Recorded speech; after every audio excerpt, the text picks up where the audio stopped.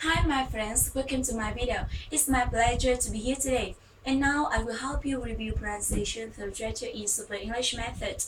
Xin chào tất cả các bạn. Hôm nay mình sẽ giúp các bạn ôn lại 6 phụ âm cuối cùng trong bảng tiếng Anh Mỹ thông qua các động tác cử chỉ bằng tay.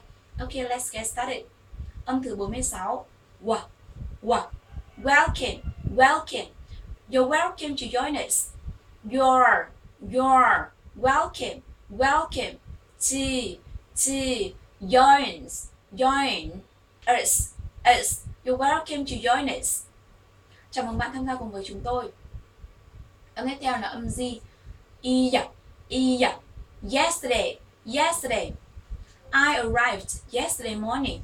Tôi đã đến đây từ sáng hôm qua. I arrived yesterday morning.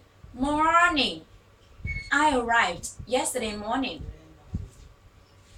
Âm tiếp theo là âm dr. Drink. What would you like to drink? What? Good. You like to drink. What would you like to drink? Âm tiếp theo là âm trouble.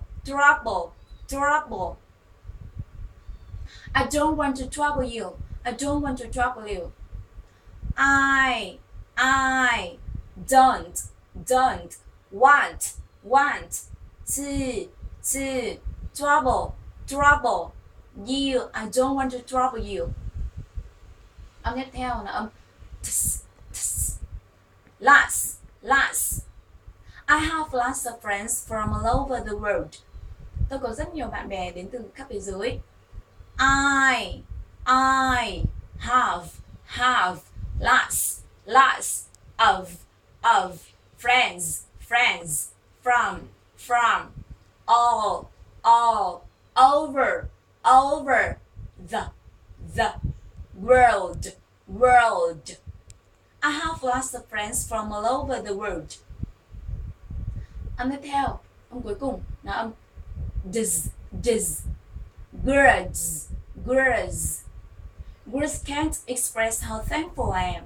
Không có một từ ngữ nào có thể diễn tả được lòng biết ơn của tôi. Words can't express how thankful I am. Thank you very much. Thank you for listening to me. See you